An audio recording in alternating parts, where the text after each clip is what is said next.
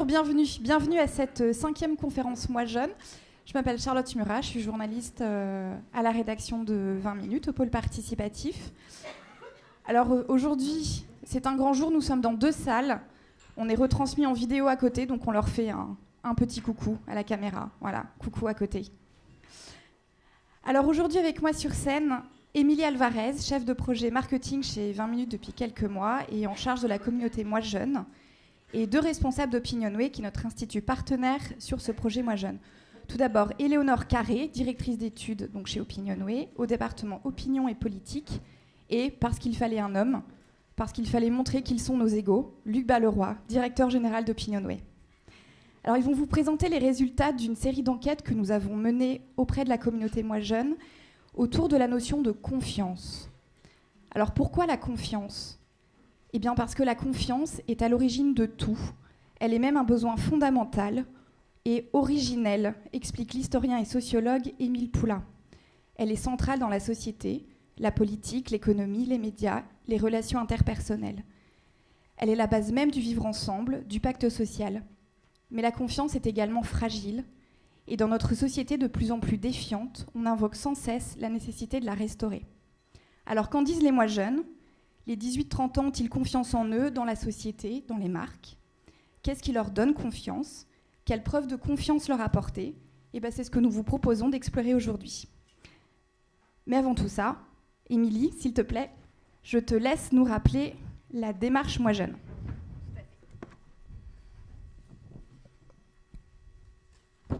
Bonjour à tous. Bonjour à tous. Déjà, j'aimerais vous rappeler pourquoi 20 minutes s'intéresse à la cible des 18-30 ans. En fait, il faut revenir à l'historique. 20 minutes a pour cœur de son projet les jeunes actifs urbains. Le journal a été créé sur cette cible et, à l'époque. Et finalement, 16 ans plus tard, on a gagné notre pari. Nous informons chaque jour un jeune sur 2. Hop, je suis désolée, j'ai oublié la slide. Nous informons donc chaque jour un jeune sur 2, chaque mois en France. Finalement, c'est complètement naturel pour nous de parler à cette communauté et de parler de cette communauté. Moi Jeune est parti d'un constat très simple, qui est que les jeunes étaient peu ou pas représentés dans les sondages, qu'on les entendait peu dans les médias, et finalement, qu'ils ne se reconnaissaient pas vraiment dans le portrait qu'on faisait d'eux à l'époque dans les médias. Avec Opinionway, on a décidé de créer une communauté pas tout à fait comme les autres. C'est une démarche que l'on co-construit avec eux au quotidien. On leur a par exemple demandé comment ils voulaient qu'on les interroge. Ils nous ont dit qu'ils ne lisaient plus vraiment leurs mails. On leur envoie donc toutes nos enquêtes par SMS. Ils nous ont dit qu'ils voulaient qu'on les tutoie, chose qu'on a fait dans les 70 enquêtes qu'on a déjà envoyées.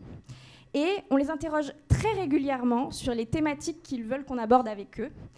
On est aujourd'hui très fiers d'avoir une communauté participative de 4000 membres qui nous sert également comme un outil rédactionnel.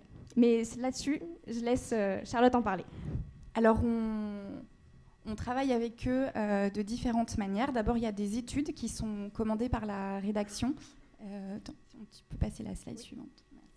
Voilà, donc on a des études qui sont commandées par la rédaction et donc traitées sous format rédactionnel. Et on discute également avec eux de manière très étroite et régulière à travers le groupe Facebook, qui est un groupe Facebook fermé qui comporte 1400 membres. Et sur ce groupe, on discute avec eux, on les interroge aussi, on fait des appels à témoignages sur différents sujets de société. Récemment, on a notamment eu qui s'affiche là à l'écran. La rédaction a lancé un gros sujet sur le cyberharcèlement. C'est une grosse série qui est encore actuellement en cours. Et donc sur cette série, la communauté Moi Jeune a été beaucoup interrogée. Et on les invite également. On en a eu, il y a 3 jeunes qui sont venus suivre la soirée électorale avec nous à la rédaction. Voilà, donc on est en relation très étroite avec ces jeunes. Et on va continuer à dresser le selfie de cette génération. Et donc, je rappelle Émilie. Alors, comme à chaque conférence, nous vous présentons le selfie des 18-30 ans. En fait, c'est un ensemble de questions qui nous permet de créer le portrait de cette génération. Tout d'abord, parlons voyage. Ils sont 74% à nous dire qu'ils rêvent de partir faire un voyage type tour du monde. Quand on leur avait posé la question au début, il y a 2 ans et demi de cette démarche, on leur avait demandé 3 mots qui définissaient leur génération. Ils nous avaient parlé entre autres d'ouverture. Et cette fois-ci encore, ils nous font preuve d'ouverture avec cette envie d'ailleurs et cette envie de découvrir, cette envie de nouvelles aventures. Un autre mot qu'ils avaient mis en avant à l'époque était le mot « connecté ». On les interroge très régulièrement sur leur utilisation du mobile, des objets connectés, du smartphone. Et aujourd'hui, ils sont 69% à nous dire qu'ils jugent flippant la géolocalisation. En fait, ils sont extrêmement lucides sur leurs utilisations. Ils utilisent les applications au quotidien, mais ils savent qu'ils donnent leurs data aux GAFA et aux grandes entreprises que sont les réseaux sociaux.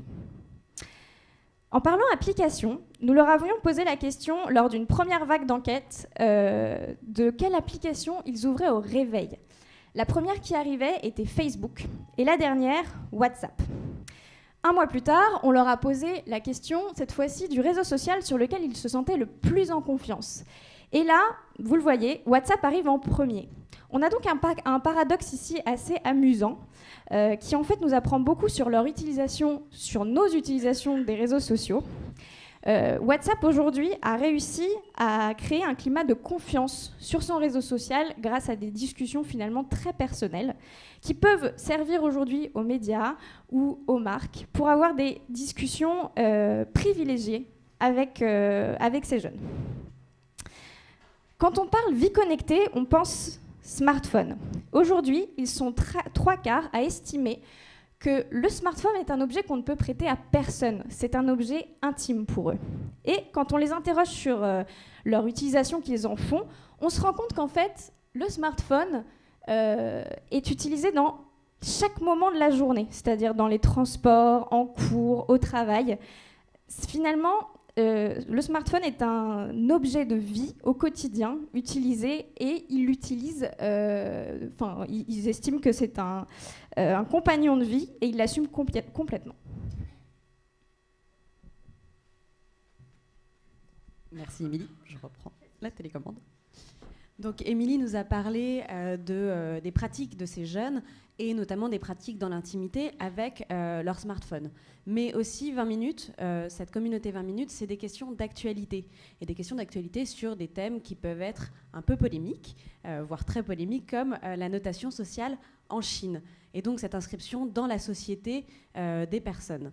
Là, on leur a demandé pas s'ils trouvaient que c'était une bonne ou une mauvaise chose, cette notation sociale, ce n'est pas la question, mais en revanche, si eux devaient être notés sur leur comportement au sein de la société, est-ce qu'ils pensent qu'ils auraient une bonne note ? 61% des jeunes de la communauté 20 minutes nous disent que oui. Donc c'est plutôt une bonne nouvelle pour les compagnies aériennes qui pourront continuer à leur vendre des billets d'avion, par exemple. Une bonne nouvelle aussi, qu'est-ce qui leur a donné confiance au cours des 2 dernières années, quels sont les événements qui leur ont donné confiance, quelles ont été les bonnes nouvelles pour eux. En l'occurrence, ça n'a été ni le Brexit, seulement 4% le citent, ni l'investiture de Donald Trump à la présidence des États-Unis. Donc ces événements politiques qui ont bouleversé l'actualité n'ont pas été quelque chose qui leur a donné confiance. Mais des choses comme le mariage du prince Harry et de Meghan Markle, l'idée du conte de fées américano-britannique, n'a pas été non plus une bonne nouvelle. Qu'est-ce qui a donné confiance à ces jeunes au cours des 2 dernières années ? En l'occurrence, la chute des derniers bastions de l'État islamique a donné confiance à la fois aux jeunes hommes et aux jeunes femmes qu'on a interrogés, puisqu'ils sont 29 et 30% à citer cet événement, cette suite d'événements. Et puis, ça, c'est quelque chose où les jeunes filles et les jeunes hommes se rejoignent, mais dans les premiers événements cités, on trouve d'autres choses selon le sexe des personnes interrogées. Ce qui est très intéressant, c'est de voir que les jeunes filles citent, les jeunes femmes même, citent des événements qui sont liés justement à l'évolution et à la place de la femme dans la société. Le décret autorisant les femmes à conduire en Arabie Saoudite a été quelque chose qui a donné confiance à 44% des jeunes femmes interrogées. Donc la société au sens large, pas forcément en France, et puis la société aussi plus occidentale, en tout cas, avec la libération de la parole des femmes grâce au mouvement MeToo. 50% des filles nous ont cité cet événement, qui est vraiment porteur de quelque chose de positif, de rassurant pour la suite et les années à venir. Mais cette libération de la parole avec MeToo n'a pas uniquement marqué les femmes.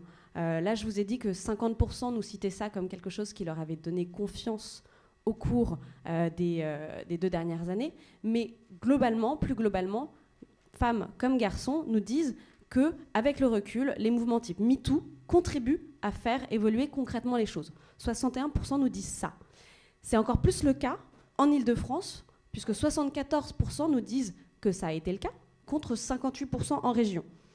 Émilie disait que c'était le dispositif 20 minutes était notamment auprès des jeunes urbains, et là on voit en tout cas qu'en Île-de-France, dans ce grand centre urbain, ça a été plus noté. Mais 61%, c'est bien, mais il y a quand même une part de réserve, puisque, à l'inverse, 39% nous disent que ça ne contribue pas à faire évoluer les choses, et surtout, 28% nous disent pas du tout, ce qui est assez fort, ce qui est une position assez extrême et importante. Et là où les femmes étaient particulièrement confiantes et disaient que c'était quelque chose qui leur donnait confiance, les hommes se démarquent par un pourcentage de pas du tout qui est plus élevé que les femmes. 32% des hommes interrogés nous disent non, ça ne contribue pas du tout à faire évoluer les choses, contre 23% des femmes. Donc, il y a quand même quelque chose de mitigé autour de l'impact de MeToo, même s'il est globalement noté.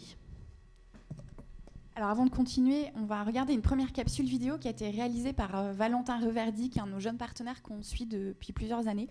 Il a 21 ans, donc il a commencé très jeune. Donc c'est Carmen pour commencer.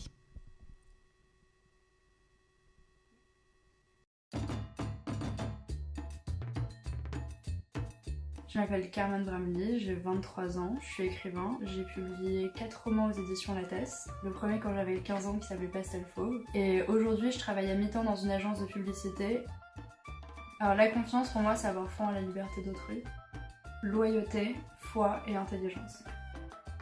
Les livres, les vieux films, la musique, tout ce qui me rappelle ce qui a existé et qui crée une espèce d'amitié avec des gens que je ne connais pas.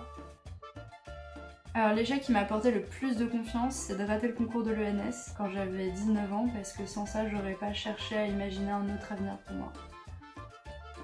Alors, je pense que la plus grande preuve de confiance que je pourrais apporter à quelqu'un, c'est de l'aimer, mais c'est pas encore arrivé. Ah non, ça la booste! Ah bah non! Au contraire, je dois avoir 395 matchs!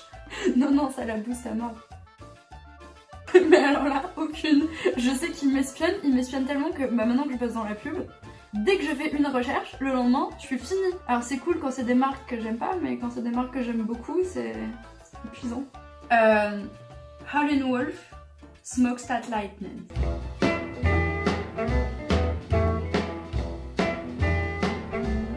Alors Éléonore, Carmen vient de nous dire que Tinder permet de booster sa confiance à mort. Tu vas nous dire si Carmen est une exception.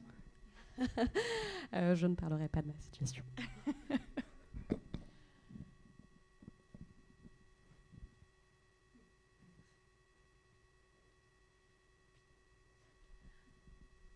Voilà, donc Éléonore, Une preuve de confiance pour moi, c'est danser devant des gens sans avoir bu. Donc je ne danserai pas devant vous, en tout cas. Alors, un constat qui malheureusement est le cas, mais selon toutes les classes d'âge, ce n'est pas uniquement parmi les 18-30 ans, c'est que les hommes ont toujours plus confiance en eux que les femmes. 60% nous disent avoir confiance en eux, contre 40% des femmes. C'est quelque chose qu'on voit aussi bien parmi les 18-30 ans que parmi les personnes âgées de 65 ans et plus. C'est toujours le cas. Ce qui est intéressant de voir, c'est que de toute façon, après, voilà, ils ont plus confiance en eux, mais quand on regarde en détail, le très confiance en eux ou en elles est à peu près équivalent parmi les garçons et parmi les filles. Donc, il y a en fait une certaine égalité entre hommes et femmes, mais qui n'est pas forcément réjouissante, puisqu'on aimerait qu'ils aient confiance en eux. Et surtout, ce qu'on voit, c'est qu'il y a un certain déficit de confiance par rapport aux générations précédentes, puisque plus du tiers, 40%, et c'est aussi bien chez les filles que chez les garçons, nous disent avoir l'impression d'avoir moins confiance en eux que la génération précédente. Alors qu'est-ce qui leur donne confiance en eux ? Et là, c'est quelque chose qui est assez réjouissant, puisque c'est eux-mêmes et leurs propres capacités. Ce qui permet d'avoir confiance, c'est le sentiment d'être capable de faire des choses, d'arriver, de se dépasser, de réussir à atteindre ses objectifs. Donc c'est d'abord moi-même. Et ensuite, ce qui donne le plus confiance en soi, c'est les retours positifs de son boss ou de ses profs, selon la situation dans laquelle ils sont. Et c'est à égalité, en fait. Je vous ai dit ensuite, mais c'est 38% dans les deux cas. Les retours positifs de son boss ou de son prof, de ses profs, c'est positif parce que c'est en fait perçu comme un retour quantifiable, mesurable sur ses propres capacités. C'est la possibilité de s'évaluer grâce à des mesures très précises, des notes, justement des notes qui peuvent permettre de s'évaluer et de savoir où on se situe sans pour autant se comparer aux autres. C'est pour ça que l'idée de se donner confiance, surtout grâce à soi-même et ses capacités, c'est ne pas se comparer, savoir ce que je vaux pour moi-même. Et c'est ce qu'on retrouve notamment dans les points qui comptent pour avoir confiance en soi. Beaucoup nous citent son classement dans un examen, un concours, savoir où on se situe grâce à une note, ou ses diplômes, ou son statut professionnel, quelque chose de clair, quelque chose de net, et peu nous disent que la vraie vie est ailleurs. La vraie vie est ailleurs, elle ne l'est pas en tout cas sur les réseaux sociaux. On leur a demandé, on parlait donc de vraie vie, qu'est-ce que c'est, et on parle de la vie connectée, la vie en ligne. Le nombre de likes ou d'interactions sur ces publications joue-t-il un rôle sur la confiance en soi ? 78% nous disent que non. Ils sont conscients, ils sont lucides sur le fait que la vie en ligne, la vie virtuelle est une vitrine, que quand on poste quelque chose, c'est pour montrer quelque chose de soi, mais ça ne définit pas ce qu'ils sont et ça n'apporte pas, ça ne leur donne pas confiance en eux, c'est vraiment du bonus finalement. Et je repasse la parole à Émilie. Merci Éléonore. On l'a vu, du coup, les likes n'influent pas sur la confiance en eux des jeunes. En revanche, ils l'admettent complètement. Les vêtements, eux, contribuent à leur donner confiance et à leur donner de l'assurance. Et c'est encore plus vrai chez les femmes qui l'assument à 85%. On a donc vu un peu leur niveau de confiance en eux. Mais qu'est-ce qu'est vraiment la confiance en soi pour eux ? Quand on leur demande, on leur avait proposé 9 items différents. Et finalement, les 2 qui arrivent en premier sont le fait de défendre ses idées devant un groupe de personnes d'avis différents du sien et de s'exprimer devant une assemblée. Finalement, ces 2 items sont en rapport avec le fait de convaincre, de séduire un public. On voit ici que ces jeunes font un lien très fort entre la confiance en soi et le rapport aux autres. Et il y a un autre résultat qui corrobore ce lien qu'ils font entre confiance en soi et regard des autres. C'est la réponse à cette question. Quel est le meilleur moyen de travailler la confiance en soi ? Ici, parmi 6 items où on leur avait proposé de se lancer des défis, d'utiliser la méthode Coué, ce qui arrive en premier, c'est le fait de ne pas se comparer aux autres, à 51%. On voit ici en fait qu'ils ont besoin de mettre une distance avec les autres pour pouvoir se recentrer sur eux-mêmes. En parlant des autres, on leur a demandé, exactement, je vous remets la question, comment décrirais-tu la confiance que tu accordes aux autres ? Et là, il y a une majorité qui nous dit qu'ils ont en fait tendance à se méfier de tout le monde. Et ce résultat est encore plus criant chez les femmes. Du coup, qu'est-ce qu'eux font pour donner confiance aux autres ? À cette question ouverte, la notion de sincérité, d'authenticité est ressortie vraiment beaucoup en très forte position. Finalement, ces jeunes valorisent énormément le savoir-être, le naturel, par rapport aux différentes actions qu'ils pourraient faire ou aux artifices. Et on va poursuivre avec une nouvelle séquence vidéo. Cette fois-ci, vous allez regarder Alphonse.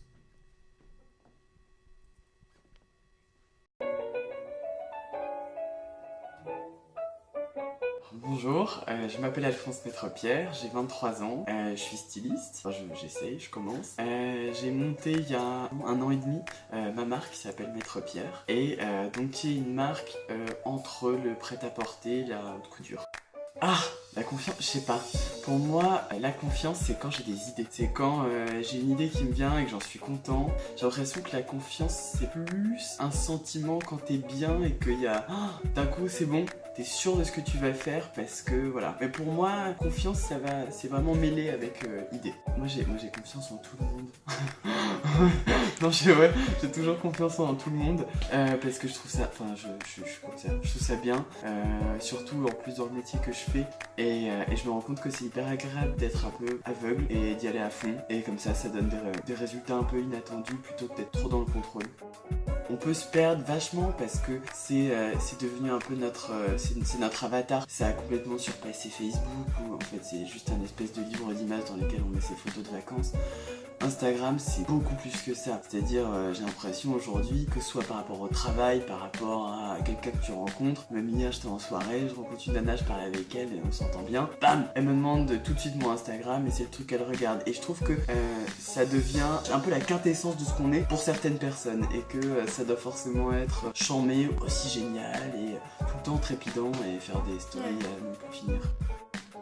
Bah déjà mon mec, enfin tout le monde, j'ai pas trop de selfies gênants ou peut-être des photos un peu à poil mais... Bon vent en up.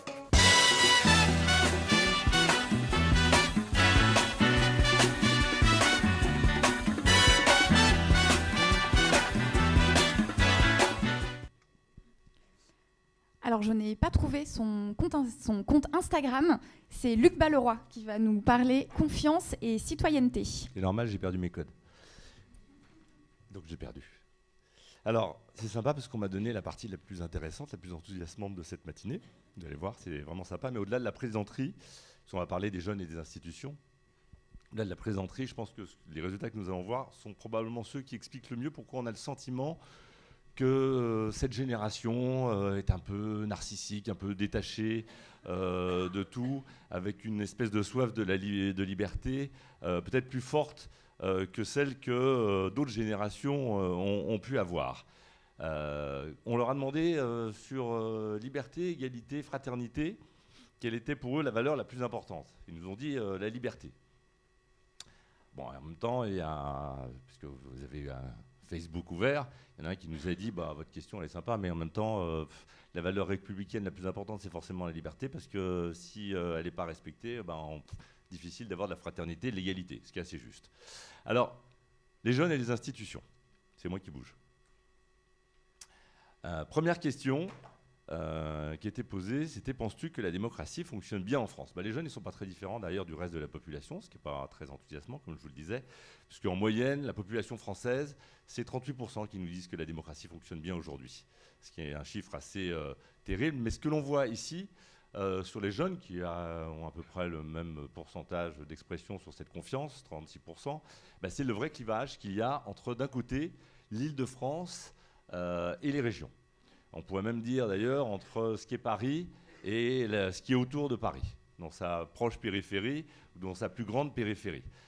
Il est vrai que les politiques successives de rationalisation des services publics depuis des années ont mis effectivement les citoyens un peu à l'écart par rapport à ce qui se passait à Paris, par rapport aux élites de Paris. Et d'ailleurs, le mouvement actuel sur les Gilets jaunes montre bien qu'effectivement, c'est en province et en Provence aussi, que ce clivage est le plus important et la distance la plus forte avec ce qui peut se passer dans le choix des mesures gouvernementales qui sont prises.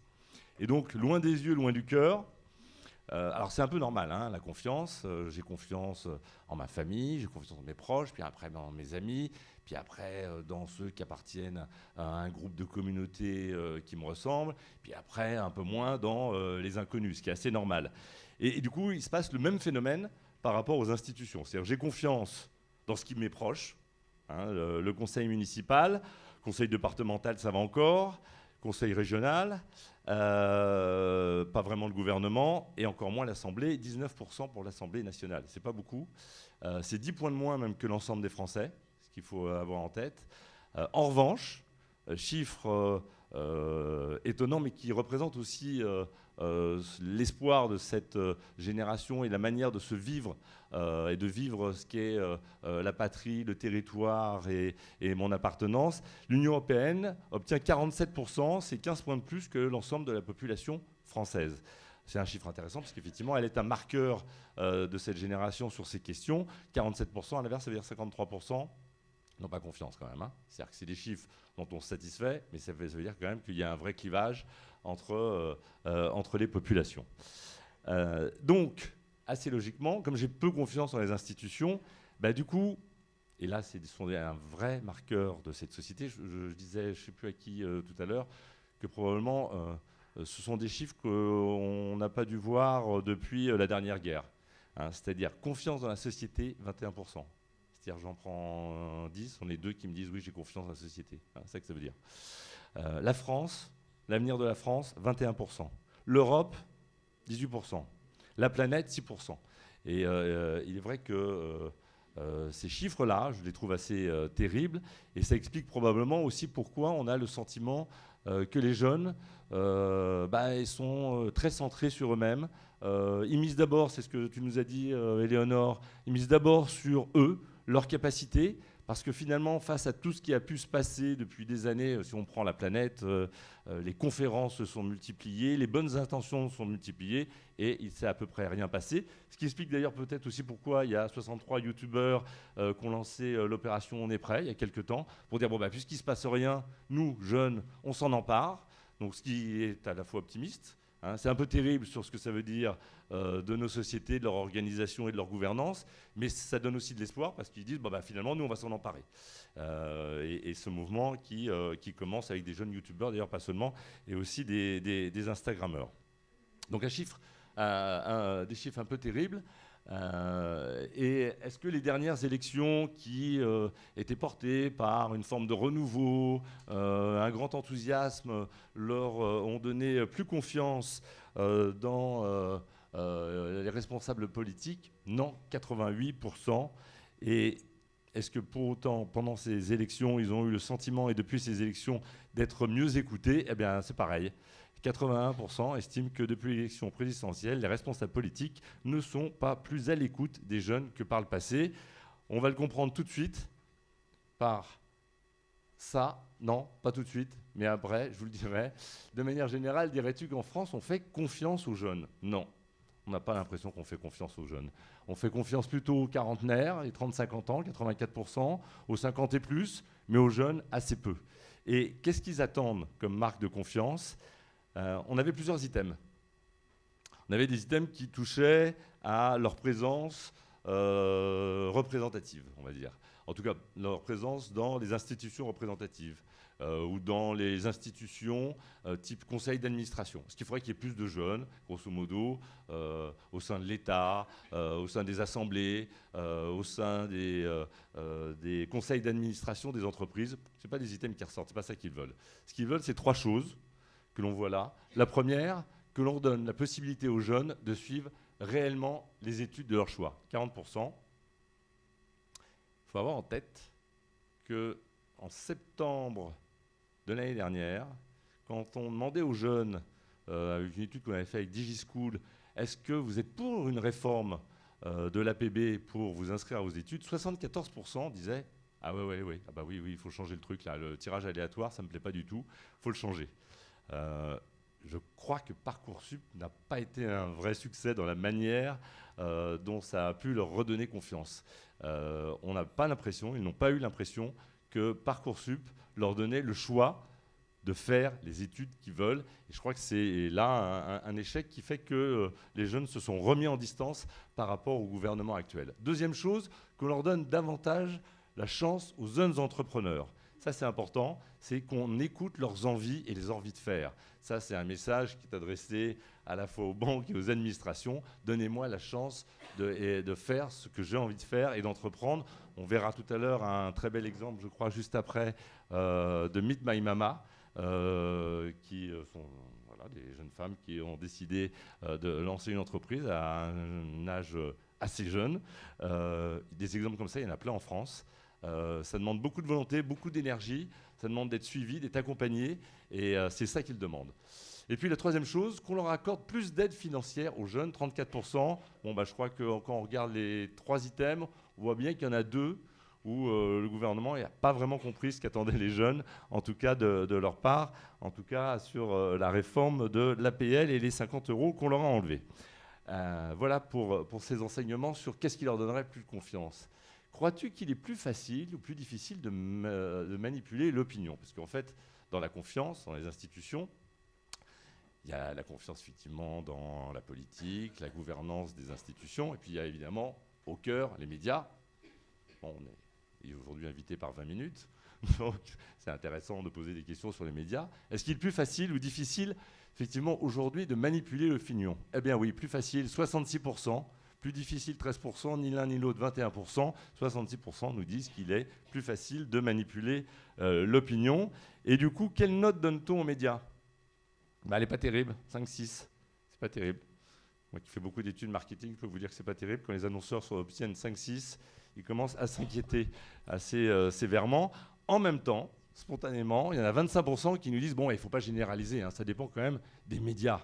Alors ils nous ont pas dit 20 minutes, mais on peut imaginer qu'il y avait 20 minutes. 20 minutes est évidemment dans les 25% qui méritent tout à fait la confiance des jeunes, parce que 20 minutes...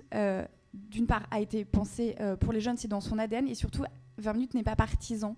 20 minutes n'essaye jamais de diriger l'opinion des gens dans un sens ou dans un autre, et surtout pas celui des jeunes. Et donc, évidemment, les jeunes nous font confiance. Et on leur fait confiance. On s'adore, quoi. Et alors, on va passer à la slide suivante. Je n'ai pas la télécommande.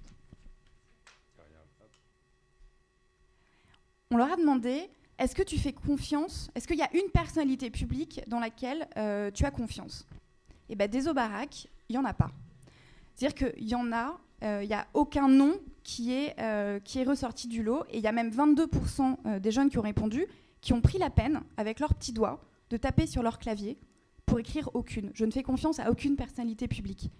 Et alors, si vous avez bien tout suivi, tout bien écouté, en fait, c'est hyper logique. On a vu qui ne faisaient pas tellement confiance aux autres et qui faisaient surtout confiance aux gens qui étaient proches d'eux. Donc du coup, les personnalités publiques, ils ne les connaissent pas, donc ils ne leur font pas confiance. Alors je vais maintenant accueillir sur scène une jeune femme à qui on a fait confiance et qui a su faire confiance. Je vous demande un tonnerre d'applaudissements pour Loubna Ksibi, s'il vous plaît. Loubna Ksibi, elle a fondé une entreprise... Attendez, j'ai encore perdu la télécommande. Elle est là.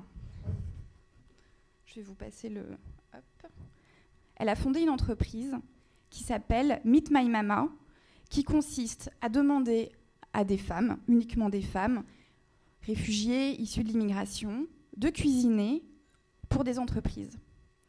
Et cette entreprise, cette idée un peu folle, en fait, c'était un énorme succès.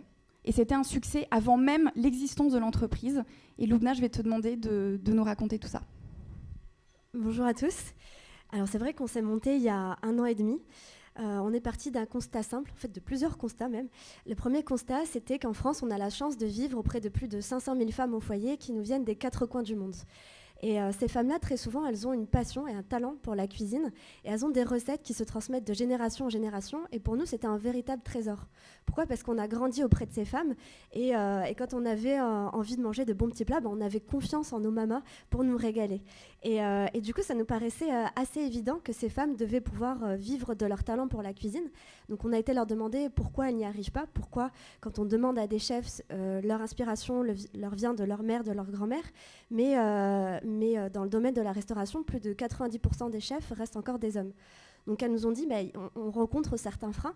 Pour certaines, c'est la barrière de la langue. Pour d'autres, c'est le manque de confiance en soi. Pour d'autres, c'est on n'a pas les moyens, on n'a pas les ressources, on n'est pas accompagné. Et donc ces femmes s'auto-censurent et ne se lancent jamais. De l'autre côté, on s'est aussi rendu compte que beaucoup de personnes étaient lassées de leur traiteur habituel et même n'avaient presque plus confiance en leur traiteur habituel qui fournissait de l'industriel, du surgelé, etc. Et ça manquait un peu d'authenticité. Donc on s'est dit, il y a quelque chose à faire. Et donc on est arrivé à un événement sur scène en disant, on propose des cuisines du monde qui sont faites maison, qui sont faites avec amour par des mamas. Et à la suite de cet événement, donc c'était la toute première fois qu'on parlait sur scène, un membre du jury est venu nous voir en me disant, donc on était dimanche, on nous a dit j'ai un événement jeudi pour 200 personnes, est-ce que vous voulez le faire? Alors on n'avait ni mama, ni cuisine, ni structure, ni rien du tout en fait, ni équipe, et on a dit ok. Alors on s'est fait confiance, on l'a fait, et finalement ça a été un véritable succès, les gens qui étaient là ont adoré. Ils ont tellement adoré qu'ils nous ont fait confiance pour la suite et ils ont commencé en fait d'eux-mêmes à établir une petite cagnotte, à nous demander des cartes de visite. On n'en avait pas, donc on écrivait nos petits mots sur des bouts de papier. Et c'est là que ça a commencé. Et depuis, donc, on nous a demandé un tas de choses en fait. Avant même qu'on construise notre structure, on nous a demandé de faire du chef à domicile, des ateliers cuisine, de vendre des produits, etc. Et ça a très bien pris aujourd'hui. Donc on est une plateforme traiteur, on s'est spécialisé, qui propose des voyages culinaires aux entreprises, donc pour des cocktails, banquets, des petits déjeuners, etc. Pardon, je te coupe, mais j'espère que vous avez apprécié le petit déjeuner, parce qu'il y avait une partie du petit déjeuner qui était assurée. Citronnade, fleurs d'oranger, les petites truffes à la figue, voilà. Et donc aujourd'hui, on a plus de 300 entreprises qui nous ont fait confiance. On travaille avec des gros comme L'Oréal, Hermès, Société Générale, BNP, Google, Danone, etc. Et ces entreprises, on les a jamais démarchées, on n'a jamais dépensé un seul euro pour de la com, du marketing, etc. Elles sont venues d'elles-mêmes parce qu'elles avaient confiance, je pense. On a même Google qui nous a demandé de gérer sa cantine. Là, on leur a dit, attendez, nous-mêmes, on n'a pas confiance pour ça. Donc, doucement. Et on a aussi, et surtout, c'est notre plus grosse fierté, c'est qu'on a une centaine de mamas qui nous ont fait confiance dès le début en nous disant, moi, je veux absolument travailler avec vous, c'est mon rêve de pouvoir faire ça, et donc, je vais vous suivre. Et aujourd'hui, ces mamas, on a décidé d'aller encore plus loin avec elles et de les accompagner. Donc, on a créé Empower My Mama, c'est vraiment un programme d'empowerment de ces femmes pour leur permettre de passer d'un statut de femme au foyer, migrante ou réfugiée, à un statut de femme chef, indépendante et entrepreneur. Parce qu'on est persuadé que quand on valorise le talent d'une personne, on lui donne le pouvoir de réaliser ses rêves, et c'était notre volonté de réaliser le rêve des mamas et de leur permettre de vivre de leur talent. J'aimerais bien qu'on revienne sur la première opération. Donc, tu es sur la scène d'un Startup Weekend. Tu présentes ton idée de start-up. Tu es à l'époque encore étudiante.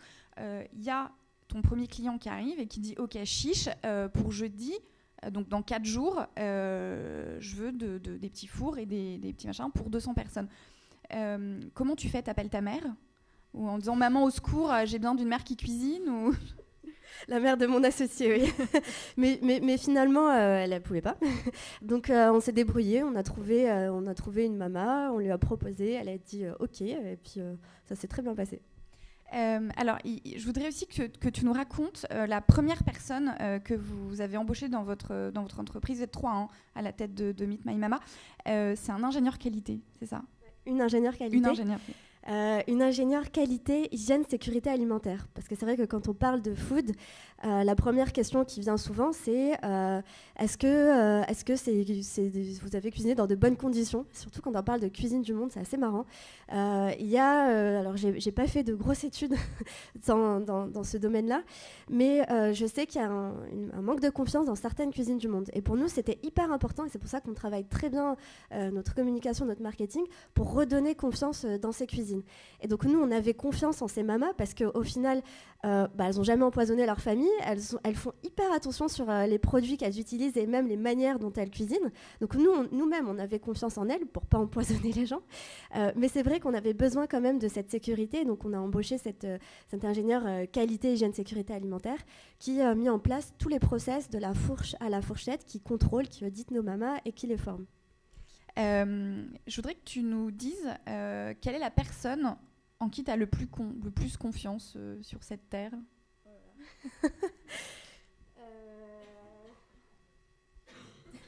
C'est très difficile. si on parle de Meet My Match, j'ai hyper confiance en mes associés. Et ça, je pense que c'est important. Parce que je sais que j'ai confiance en moi sur certaines parties du business. Mais quand on parle, par exemple, de finance, je vais plutôt laisser la place à mon associé Youssef. Quand il faut aller creuser sur des sujets, je vais plus aller faire confiance en Donia. Et c'est vrai que c'est hyper important d'avoir confiance en ses associés et en son équipe pour pouvoir avancer sereinement et sans être en stress toute la journée. Et en parlant de confiance d'équipe, moi j'ai été hyper surpris de voir nos équipes qui nous ont fait confiance. On a des gens qui étaient bien placés chez McDo France qui ont quitté, bien placés chez Hermès qui ont quitté leur boîte pour nous rejoindre. Et quand on les a eus en entretien, on leur a dit « Mais est-ce que vous savez où vous mettez les pieds ? Parce que vous nous faites confiance, alors qu'on est une structure assez jeune.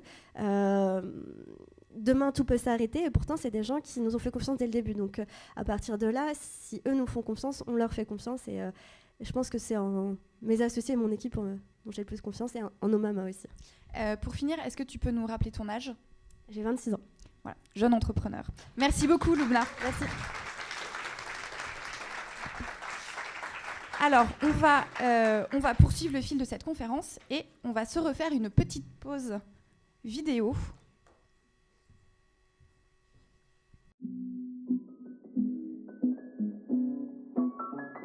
Je m'appelle Ryan Laura, j'ai 21 ans. J'ai fait mes études aux Beaux-Arts de Londres. Depuis que je suis rentré à Paris, je travaille pour Puig, en particulier Nina Ricci et Paco Rabanne. Mon objectif, c'est d'essayer de concilier la photo de mode et le documentaire. Moi, j'aime bien la photo documentaire parce que ça raconte plus de choses. Et si on la mélange à la photo de mode, ça peut créer quelque chose d'unique. Par exemple, moi, j'aime beaucoup travailler à l'argentique ou alors en utilisant des Polaroid. La confiance, c'est quand tu fais quelque chose aveuglément, sans avoir peur de quelque chose en retour. Respect en moi, en mon grand-père, mon frère, et c'est tout. Je pense que c'est juste quand je prends des photos tout le temps. Il n'y a pas une seule fois en particulier, je pense que c'est juste quand je prends des photos. J'ai fait du parachute, c'est ascensionnel, c'est tout. Techniquement non, mais après ça dépend de la fragilité de tout le monde. Enfin, il y a des gens qui sont plus fragiles mentalement et ils vont voir des choses qui peuvent les influencer facilement. Moi par exemple, quand je me connecte sur Instagram, je vois des modèles, je vois des mecs qui sont super beaux, des filles qui sont super jolies, mais je me dis ça c'est elles. Enfin, j'apprécie leur beauté, mais après il faut savoir s'apprécier soi. C'est pas parce que ces gens-là ressemblent à ça que toi tu dois ressembler à ça en fait. Et t'es pas interdit de poster toi, ton corps, ton visage. Si tu veux le faire, tu peux le faire et représenter les gens qui te ressemblent. Je pense pas qu'il y en ait de pire, genre une trahison, c'est une trahison. J'aime bien Chain, Fleetwood.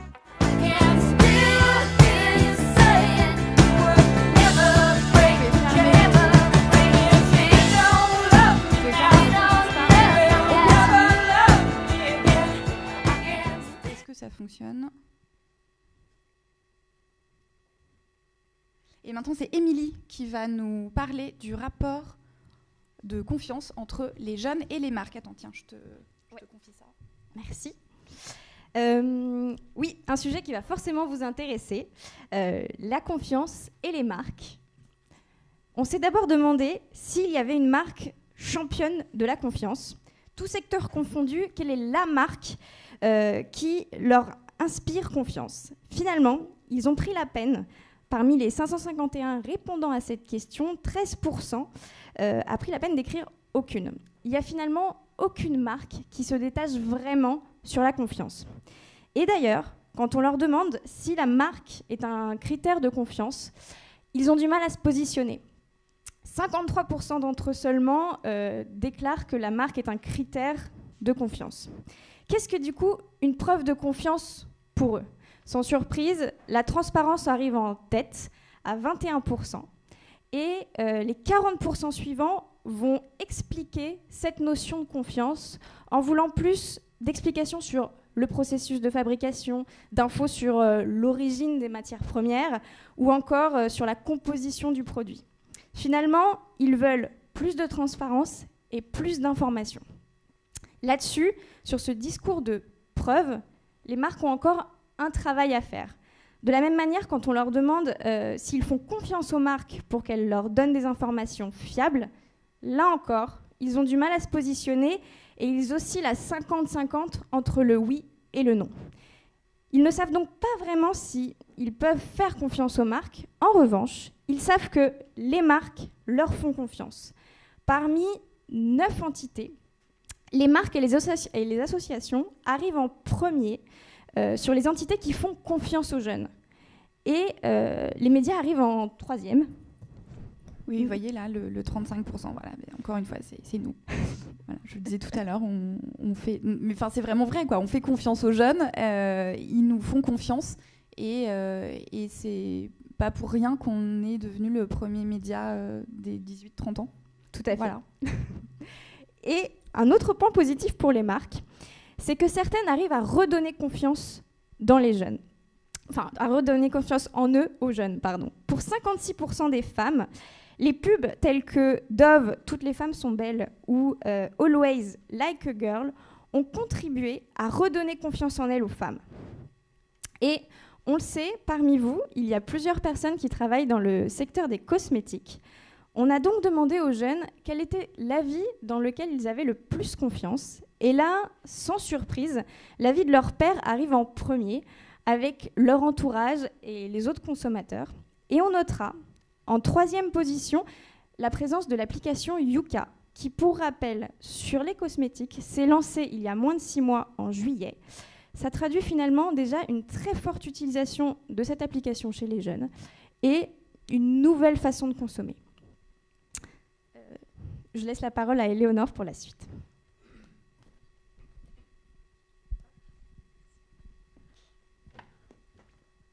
Donc, globalement, c'est ses pairs, c'est son entourage qui sont les premières personnes à qui on peut se fier pour la confiance dans les marques et les cosmétiques. Mais c'est plus globalement, encore une fois, comme pour la confiance en soi, soi-même, sa propre personne, qui permet de savoir si on a confiance dans une marque. Parmi les éléments les plus importants pour convaincre de faire confiance à une marque, on a d'abord l'essai de ses produits et services à 66%. Ça veut dire que je me fais confiance avant tout à moi-même pour savoir si le produit, le service que je vais tester est de bonne qualité ou non, et donc si je vais faire confiance à cette marque.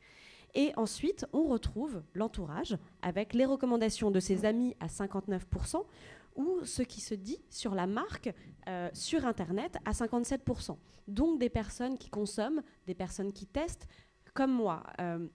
L'idée d'avoir vraiment vécu le produit et non de communiquer dessus de manière professionnelle ou par la marque, par exemple, ou en tant qu'Instagrammeur ou YouTubeur, c'est-à-dire avec potentiellement un doute sur la sincérité du message. Donc, les avis des consommateurs sont des avis de pairs, des personnes comme moi qui ont testé les produits. Et c'est pour ça que 88% des jeunes qu'on a interrogés déclarent que les notes et les commentaires des consommateurs contribuent à construire leur confiance. Ce sont des personnes qui ont testé et qui disent sincèrement ce qu'ils pensent, ou en tout cas, c'est ce qu'estiment les jeunes qu'on a interrogés, sans prendre en compte potentiellement les avis qui sont construits et payés. Donc ça contribue à construire la confiance, mais ça ne la crée pas directement. C'est-à-dire que c'est un plus, c'est un bonus, mais ce n'est pas un moyen en soi de créer la confiance. Ce n'est pas l'origine de la confiance, puisque seulement 58% nous disent que c'est un moyen de créer la confiance. Ils ont pris l'habitude, avec des moyens comme Uber ou Airbnb, de noter et d'être notés en retour. C'est une pratique, c'est courant, mais quand je prends un Uber, quand je vais prendre un logement sur Airbnb, je regarde les notes, je regarde les commentaires, mais ça ne fait pas tout pour créer la confiance. Il y a une part qui va au-delà de cette notation, même si elle est importante. Parce que le scoring fait partie d'une... Je ne vais pas trop vite. Le scoring fait partie fait partie intégrante du quotidien aujourd'hui des jeunes et de la manière de fonctionner quand ils se réfèrent à une marque. Alors, si vous étiez là en juin, vous la reconnaissez, cette jeune demoiselle, c'est Raphaël Bélanger qui était venue nous voir pour son livre Kids. Et là, elle nous parle confiance, évidemment.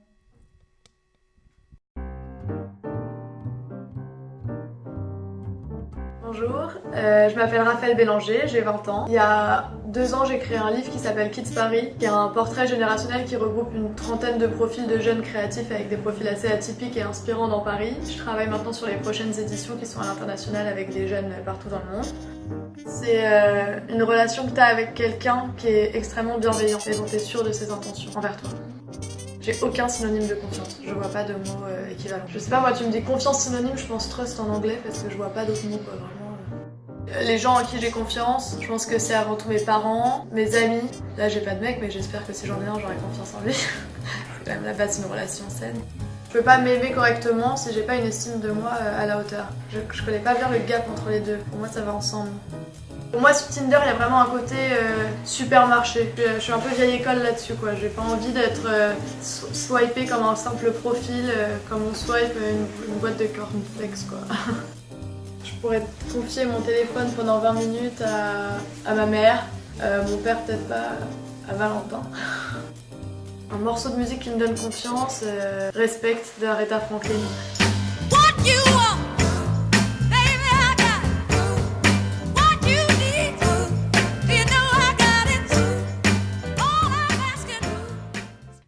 Éléonore, tu vas nous expliquer quels sont les grands enseignements qu'on peut tirer de tout ce qu'on a vu jusqu'à présent. Donc oui, après toutes ces présentations, tout ce que nous a expliqué Émilie et Luc, quelles sont les clés de la confiance? Il y en a 4 avant tout. Alors d'abord, il y a la transparence et l'authenticité. Aujourd'hui, on voit que globalement, les jeunes sont défiants. Ils n'ont pas confiance dans toutes ces institutions qui les entourent. Ils ont une difficulté à faire confiance à d'autres personnes qu'eux-mêmes et leur entourage. Donc aujourd'hui, la transparence et l'authenticité, avoir un message vraiment sincère est primordial pour les marques pour que justement les jeunes aient confiance. Il y a l'idée de faire avec eux aussi. Faire avec eux, pourquoi, comment? En fait, c'est l'idée de supprimer les intermédiaires. Yuka n'a pas à faire le travail des marques. Les jeunes sont en attente d'un message qui vienne directement de la part des marques et qu'ils donnent toutes les informations, qu'ils soient transparents, encore une fois, mais directement de la marque aux consommateurs, aux citoyens. Et ça marche, je dis aux citoyens, parce que ça marche aussi pour les politiques. Luc expliquait tout à l'heure, par exemple, que parmi les choses qu'ils attendaient, il y avait avant tout pouvoir choisir ses études, faire confiance aux jeunes entrepreneurs, mais il n'y avait pas cette idée de représentation, de représentativité au sein des grandes instances des institutions. Donc en fait, avoir un jeune de 30 ans au sein d'un conseil d'administration ou au sein d'un gouvernement, c'est bien, c'est très bien, mais ça ne suffit pas à créer la confiance. Il faut donner des moyens aux jeunes et faire avec eux. Et puis, il y a les critères mesurables et objectifs, c'est-à-dire le scoring dont on a parlé dès le début et jusqu'à la fin, ces notes qu'on met sur tout, on approuve ou on n'approuve pas. C'est un système qui, de toute façon, risque de s'étendre, de se déployer encore, mais qui, en tout cas, est apprécié par ces jeunes qu'on a interrogés et qui constitue une manière de réellement comprendre si le service, si la marque, si le produit est appréciable ou non. Donc, donner une importance à ces critères mesurables et objectifs.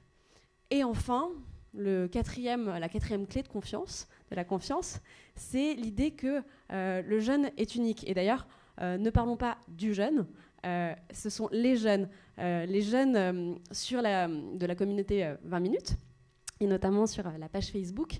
Il y en a un qui a dit quelque chose, je ne me souviens plus exactement du verbatim, mais c'est « on n'est pas une cible ». Il y a une multitude de jeunes, il y a une multitude de comportements, d'attitudes, de goûts, et il faut prendre ça en compte.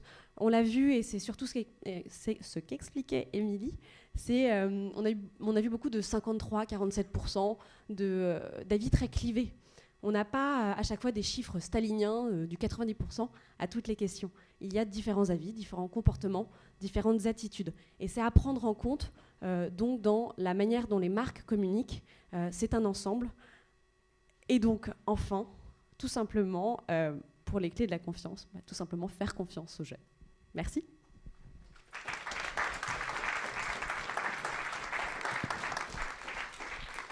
Pour terminer, je laisse le mot de la fin à notre président, Olivier Bonsard.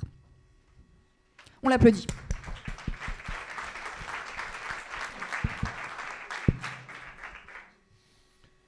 Bien, écoutez, j'ai encore vécu une bonne réunion, j'espère que vous aussi. Je dis encore pour ceux qui étaient déjà là au précédent.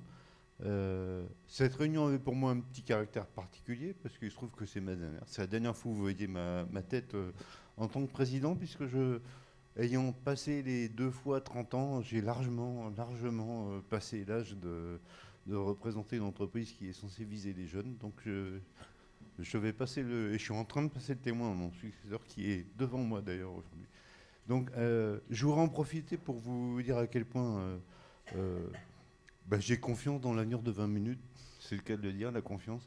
Parce que finalement, quand on voit les 4 termes qui sont au-dessus de nous depuis des années, on a travaillé ces points-là. Et le travail Moi Jeune, dont vous voyez à chaque conférence les résultats, c'est l'expression de ce qu'on a travaillé. D'abord, 20 minutes, c'est fondamentalement, on n'est pas un média comme les autres. Et Charlotte vous l'a un peu dit. Et d'ailleurs, ce qu'elle a dit, vous ne pouvez pas imaginer à quel point ça me satisfait, ça me remplit de bonheur. On a, je crois, à 20 minutes, une équipe, notamment une rédaction, qui a compris, qui a vraiment compris, qu'avec le numérique, comme le dit Michel Serres, l'ère des Tours Eiffel est terminée. C'est fini d'avoir des sachants là, qui sont en haut de la Tour Eiffel et qui diffusent leur savoir à une bande d'ignards qui sont au-dessous et qui reçoivent le savoir. Malheureusement, encore trop de médias fonctionnent sur un schéma que je décris très caricaturalement, mais qui est quand même celui du fonctionnement, comment fonctionnaient les médias avant le numérique, c'était comme ça. Et nous, on a compris, et nos équipes, et ce qu'a dit Charlotte le prouve, ont compris que ce n'était pas du tout comme ça, et qu'il faut faire avec les gens. Et d'ailleurs, notre baseline maintenant, c'est 20 minutes avec vous. Avec vous, et on ne peut pas trouver plus clair que l'enquête Moi Jeune, que ce panel qu'utilise la rédaction pour faire avec les gens. Et c'est pour ça que ce qui arrive dans l'actualité ne nous surprend pas, et parfois même on s'y attend. Clairement, le phénomène Gilets jaunes, on ne savait pas du tout comment ça allait sortir, mais on se doutait bien que ça allait sortir. Quand on a vu, il y a déjà plusieurs mois, la rupture entre Paris et le reste de la France, même chez les jeunes, et on l'avait vu avant sur d'autres études plus politiques qu'on a faites avec notamment la Fondation Jean Jaurès, c'est frappant, c'est flippant, cette différence, ce rejet des élites qui se traduit dans les médias par le rejet des journalistes. J'espère que les journalistes de 20 minutes sont moins rejetés parce que eux, ils ont compris et ils font avec les gens, ils ne les méprisent pas, ils ne sont pas au-dessus d'eux, ils sont à côté d'eux. Donc, immense satisfaction de voir ça. L'autre point, c'est des critères objectifs. À 20 minutes, on essaye de faire notre boulot le plus objectivement possible et en transparence. On a monté une équipe de fact-checking il y a maintenant quelques temps, plusieurs années, je crois. Je n'ai pas la date exacte, Anne qui l'a piloté dans la salle. Et on le fait en transparence. Chaque article de fact-checking, on dit exactement, on décrit toute la phase d'investigation qui nous amène à conclure que telle information est vraie ou elle est fausse. Ça, c'est fondamental. La deuxième chose fondamentale, à quel point c'est transparent, c'est que c'est de trouver qu'elle est collaborative. Les gens nous envoient des informations sur lesquelles ils ont des doutes. Ils nous donnent eux-mêmes des informations sur tel ou tel fake qui est en train de circuler. Cette façon collaborative de travailler de manière très sérieuse, c'est profondément moderne. Ça me donne vraiment confiance dans l'avenir de 20 minutes. Quand on a compris ça, je pense qu'on n'est vraiment pas comme les autres. La meilleure preuve, c'est que notre audience n'arrête pas d'augmenter. Le 17 novembre, pour les Gilets jaunes, on a dépassé 7 millions de visites sur nos différentes plateformes. 7 millions en une seule journée, je ne sais pas si vous vous rendez compte la puissance que ça représente. C'est la meilleure preuve que finalement, sur un sujet comme ça, maintenant, de plus en plus de Français, j'ai tendance à dire, on commence à être le média le plus suivi sur ces événements-là, parce qu'on a le plus besoin d'une information vraiment objective, car c'est le dernier point, 20 minutes, et Charlotte l'a dit, s'interdit de dire ce qu'il faut penser. Nous, on relate les faits, c'est ça notre boulot. Notre boulot, c'est pas dire ce qu'il faut penser. Vous ne voyez jamais personne de 20 minutes avec une écharpe rouge ou jaune sur les plateaux de BFM. Vous voyez personne les chevaux en bataille qui vous disent qu'il faut penser de l'actualité. Ça, c'est pas 20 minutes. 20 minutes, nous, on est là pour faire notre boulot avec les gens. On n'est pas au-dessus d'eux, on leur explique pas ce qu'il faut penser. Ça, c'est la grande modernité. Ça me donne confiance. Je suis en train de mettre une pression terrible à mon successeur parce qu'il va falloir encore poursuivre cette aventure, mais je suis très très confiant là-dessus aussi. Donc un grand merci à l'équipe, un grand merci à vous tous. Ceux qui sont venus, je ne les remercie pas, mais je les félicite par contre. Merci à tous. Merci. Et bah c'est fini.